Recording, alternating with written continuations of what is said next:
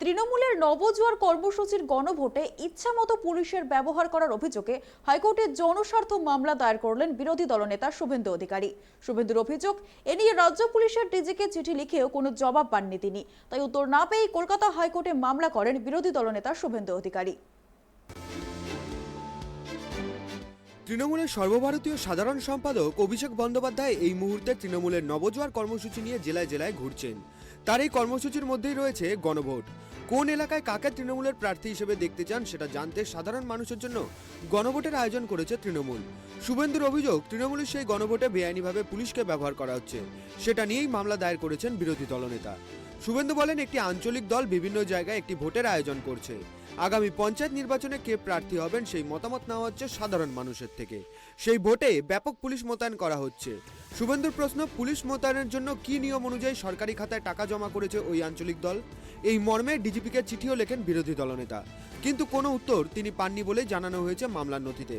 বিরোধী দলনেতার দাবি উত্তর না পেয়েই তিনি কলকাতা হাইকোর্টে জনস্বার্থ মামলা দায়ের করেছেন। এর আগে বৃহস্পতিবারই বিনা অনুমতিতে জাতীয় সড়কে মিছিল করার অভিযোগে অভিষেক বন্দ্যোপাধ্যায়ের বিরুদ্ধে জনস্বার্থ মামলা দায়ের করেছিল শুভেন্দু। ওই একই অভিযোগে আবার কেন্দ্রীয় সড়ক পরিবহন মন্ত্রী নীতিন গডকরিকে চিঠিও লেখেন তিনি। তৃণমূল নেতা শান্তনু সেন অবশ্য বলছেন, শুভেন্দুর মামলা দেখে বোঝাই যাচ্ছে অভিষেকের নবজোয়ার কর্মসূচির সাফল্যে ভয় পাচ্ছে BJP. Bureau report, tribe TV.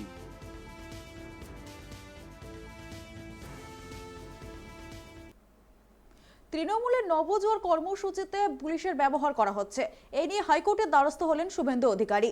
একটি আঞ্চলিক দল বিভিন্ন জায়গায় ভোটের আয়োজন করছে, এই নিয়ে জানিয়েছেন শুভেন্দু অধিকারী। বিস্তারিত জানবো, আমাদের সাথে লাইভে রয়েছে আমাদের প্রতিনিধি গৌতম পাল। গৌতম, তোমার থেকে যেটা জানতে চাইবো যে তৃণমূলের নবজোয়ার কর্মসূচি চলছে দিকে দিকে, এবং এই কর্মসূচিতে ইচ্ছামতো পুলিশের ব্যবহার করা হচ্ছে এমনটাই অভিযোগ করেছেন শুভেন্দু অধিকারী। তিনি রাজ্য পুলিশের ডিজিকেও জানিয়েছিলেন, কিন্তু তিনি কোনো ব্যবস্থা না নেওয়ায় অবশেষে তিনি হাইকোর্টের দ্বারস্থ হয়েছেন। বিস্তারিত জানাও। দেখো দীপ্তি, তৃণমূল কংগ্রেসের তৃণমূলের নবজোয়ার অর্থাৎ অভিষেক বন্দ্যোপাধ্যায়ের এই যে নবজোয়ার, যেটা কুচবিহার থেকে কাকদ্বীপ পর্যন্ত 2 মাস ব্যাপী যে তৃণমূলের নবজোয়ার ও জনসংযোগ যাত্রা শুরু করেছেন অভিষেক বন্দ্যোপাধ্যায়, যা নিয়ে কিন্তু বিরোধী শিবির অর্থাৎ বিশেষ করে বিজেপি বিরোধী শিবির কিন্তু তারা কিন্তু বিভিন্নভাবে এটাকে অন্য রূপ অন্য ব্যাখ্যা দিতে চাইছেন। তুমি জানো যে আজকে শুভেন্দু অধিকারী একটা হাইকোর্টে জনস্বার্থ মামলা করেছে, কিন্তু এর আগেও কিন্তু শুভেন্দু অধিকারী এই যে তৃণমূলের যে নবজোয়ার অর্থাৎ অভিষেক বন্দ্যোপাধ্যায় যে বিভিন্ন জায়গায় মিছিল করছেন এবং জাতীয় সড়কের উপরও মিছিল করছেন, এ নিয়েও কিন্তু নীতিন গডকরি কেন্দ্রীয় সড়ক পরিবহন মন্ত্রী তার কাছেও কিন্তু তিনি লিখিত অভিযোগ করেছিলেন যে জাতীয় সড়ক ধরে কেন মিছিল করা হচ্ছে তৃণমূলের নবজোয়ারের।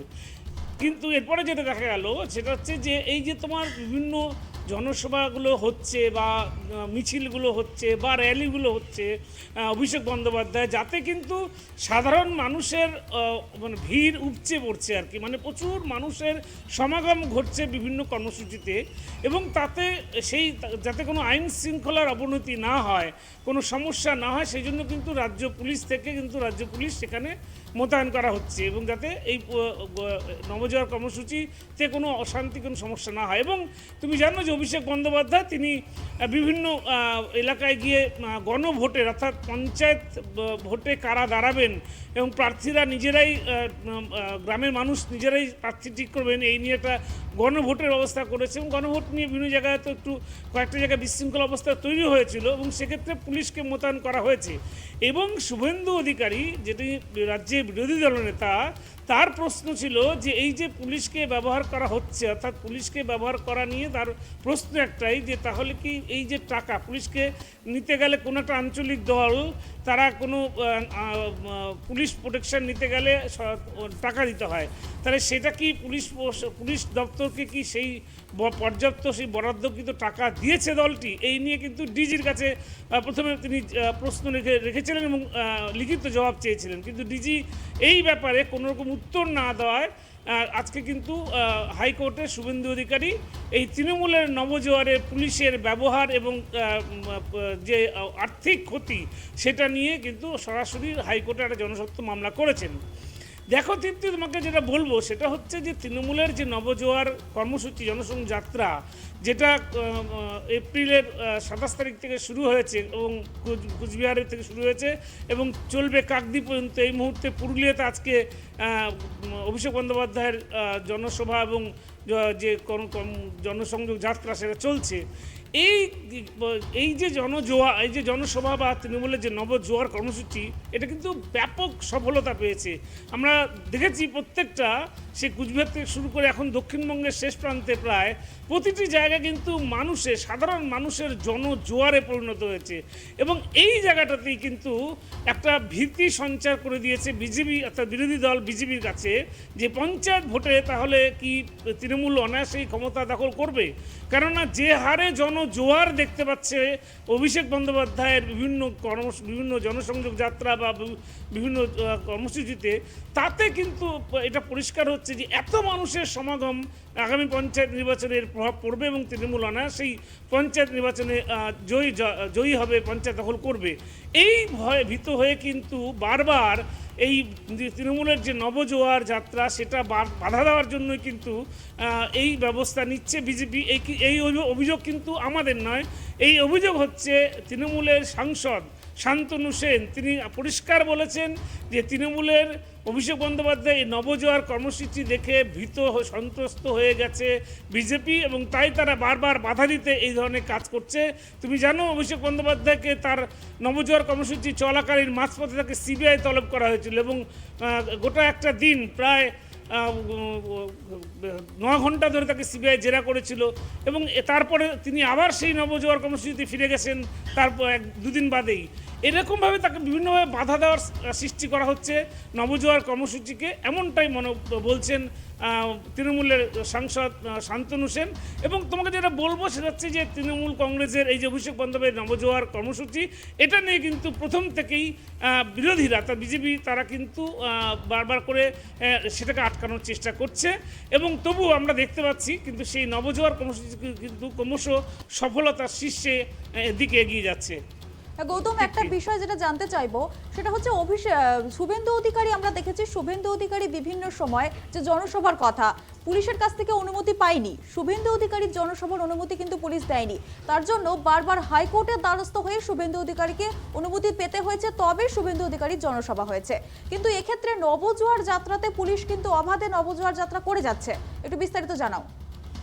দেখো, তোমাকে যেটা বলবো সেটা হচ্ছে যে শুভেন্দু অধিকারী বিরোধী দলনেতা, তার যে বিভিন্ন জনসভার অনুমতি, সেক্ষেত্রে কিন্তু যেটা অনুমতি স্থানীয় প্রশাসন অর্থাৎ যে জেলায় করে সেই জেলার পুলিশ প্রশাসনের উপর নির্ভর করে। কেননা তুমি জানো যে শুভেন্দু অধিকারীর একটা জনসভা মানে সেখানটায় লোকের সমাবেশ হবে এবং তুমি জানো এই মুহূর্তে গোটা রাজ্য জুড়েই কিন্তু তৃণমূল কংগ্রেসের যে নবজোয়ার কর্মসূচি চলছে অভিষেক বন্দ্যোপাধ্যায়, সেটা প্রতিটি জায়গাতেই চলছে এবং দেখা যাচ্ছে যে বিভিন্ন ক্ষেত্রে ওই জেলাগুলোকেই বেছে নিচ্ছেন শুভেন্দু অধিকারী যে জনসভা করার জন্য এবং সেক্ষেত্রে কিন্তু একটা সমস্যা হতে পারে 2 রাজনৈতিক দলের ক্ষেত্রে। এই ভাবনা চিন্তাতেই কিন্তু স্থানীয় প্রশাসন অনুমতি দেয়নি, তার ফলে কিন্তু বাধ্য হয়ে শুভেন্দু অধিকারী বারবার ছুটে যাচ্ছেন হাইকোর্টে এবং হাইকোর্ট থেকে তার সেই সভার কিন্তু ডেট বদলে দেওয়া হচ্ছে। একটা জিনিস তোমাকে আমি যেটা বলবো যে দেখো, পুলিশ তার আইন শৃঙ্খলা রক্ষা করবে, যে কোনো রাজনৈতিক দলেরই সভা সমিতি কর্মসূচি যাই হোক না কেন সেটা রক্ষা করার দায়িত্ব হচ্ছে পুলিশ প্রশাসনের এবং পুলিশ যাতে আইন শৃঙ্খলার বিঘ্ন না ঘটে, যাতে মানুষের যাতে কোনো ক্ষতি না হয়, যাতে কোনো রকম দাঙ্গা কোনো রকম গণ্ডগোল না ঘটে, কোনো সংঘর্ষ না হয়, সেটা রক্ষা করার দায়িত্ব পুলিশের এবং সেই জন্য কিন্তু পুলিশ প্রতিটা র্যালিতে বলো সে তৃণমূলের হোক বা বিজেপির হোক, সেক্ষেত্রে পুলিশের মতো কাজ করছে। এটা নিয়ে কিন্তু এই যে শুভেন্দু অধিকারী এই প্রশ্ন তোলার যৌক্তিকতা দেখছেন না তৃণমূল কংগ্রেস নেতারা। তৃপ্তি, ধন্যবাদ গৌতম আমাদেরকে এই বিষয়ে বিস্তারিত জানানোর জন্য। আবার জানিয়ে রাখি, নবজোয়ার কর্মসূচিতে পুলিশ আধিকারিকদের ব্যবহার করা হচ্ছে, এই অভিযোগ তুলে হাইকোর্টের দ্বারস্থ হলেন শুভেন্দু অধিকারী। তিনি রাজ্য পুলিশের ডিজিকে জানিয়েছিলেন বিষয়টি, কিন্তু তিনি কোনো কর্ণপাত না করায় অবশেষে তিনি হাইকোর্টের দ্বারস্থ হয়েছেন এবং হাইকোর্টে একটি জনস্বার্থ মামলাও দায়ের করেছেন।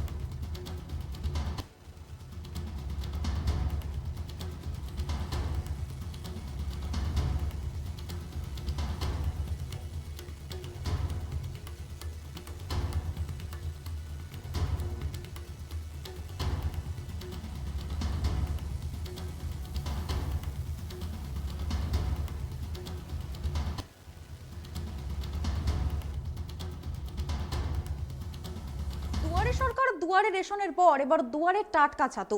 না, কোনো সরকারি প্রকল্প নয়, সুদূর বিহার থেকে পূর্ব বর্ধমানে এসে বাড়ির দুয়ারে দুয়ারে ছাতু বিক্রি করছেন এক যুবক। ভাজা ছোলার টাটকা ছাতু মিলছে বাড়িতে বসেই, কাজেই এই দুয়ারে ছাতুর চাহিদাও তুঙ্গে।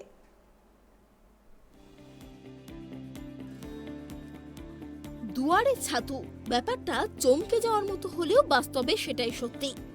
একেবারে ঘরে বসেই মিলছে ভাজা ছোলার টাটকা ছাতু। কাজের খোঁজে মাত্র কয়েকটা দিন আগে সুদূর বিহার থেকে পূর্ব বর্ধমানে আসেন কৃষ্ণা সিনহা নামে এক যুবক। তবে এই কয়েকদিনেই তার দুয়ারে ছাতু প্রকল্পের জনপ্রিয়তা তুঙ্গে উঠেছে বর্ধমানের বিভিন্ন প্রান্তে। এই কয়েকদিন তিনি মোটরসাইকেলে করে চষে বেড়াচ্ছেন দুয়ারে ছাতু নিয়ে। বস্তুত বর্ধমানে এখন কৃষ্ণার কাজের পদ্ধতি নিয়েই রীতিমতো চর্চা তুঙ্গে উঠেছে। বর্তমানে বর্ধমানের বাঁকুড়া মোড় এলাকায় তিনি বাস করছেন। বিহারের ফর্মুলা প্রয়োগ করে রীতিমতো জনপ্রিয় হয়ে উঠেছেন তিনি। তার কাছে রয়েছে একটি ছোট 2 চাকার মোটর বাইক। তার পিছনের সিটে রয়েছে একটি ডিজেলের ছোট আটা চাকি মেশিন। গাড়ির সঙ্গে রয়েছে বস্তায় ভাজা ছোলা, আর তা নিয়েই তিনি ছুটে চলেছেন শহরের পাশাপাশি পাড়ায় পাড়ায়। যে চাইছেন, যতটা চাইছেন, তার বাড়ির সামনে দাঁড়িয়ে প্রয়োজন মতো ছোলা ভেঙে সঙ্গে সঙ্গে ছাতু তৈরি করে দিচ্ছেন। রয়েছে ছোট একটি ওজন মাপার যন্ত্র। ছাতু বিক্রেতা জানিয়েছেন প্রতিদিন প্রায় 1 বস্তা ছোলা ভেঙে ছাতু তৈরি করে তা বিক্রি করছেন তিনি। বিক্রিত ছাতুর দাম কেজি প্রতি 120 টাকা।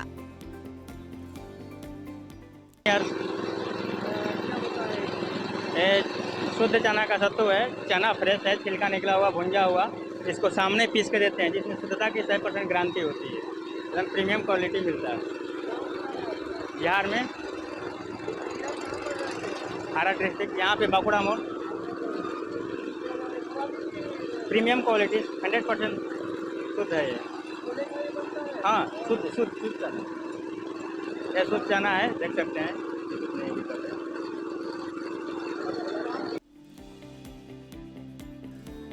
দুয়ারে দুয়ারে গিয়ে তিনি চোখের সামনেই মিনিট খানেকের মধ্যেই তৈরি করে দিচ্ছেন খাঁটি ছাতু। তাই দাম একটু বেশি হলেও এতে কোনো ভেজাল নেই। যেহেতু ভেজাল নেই, তাই এই চাহিদাও আকাশ ছোঁয়া। গ্রাহককে তার মোবাইল ফোনের নাম্বারও দিচ্ছেন তিনি, যাতে কারোর প্রয়োজন হলেই ফোনে তাকে ডাকলেই হাজির হয়ে যেতে পারে দুয়ারে ছাতু নিয়ে। গড়ে প্রতিদিন এখন তার আয় হচ্ছে প্রায় 400 থেকে 500 টাকা, অর্থাৎ মাসে 12,000 থেকে 15,000 টাকা, এমনটাই জানিয়েছেন ওই বিক্রেতা। পূর্ব বর্ধমান থেকে কল্যাণ দত্তের রিপোর্ট, ট্রাইব টিভি।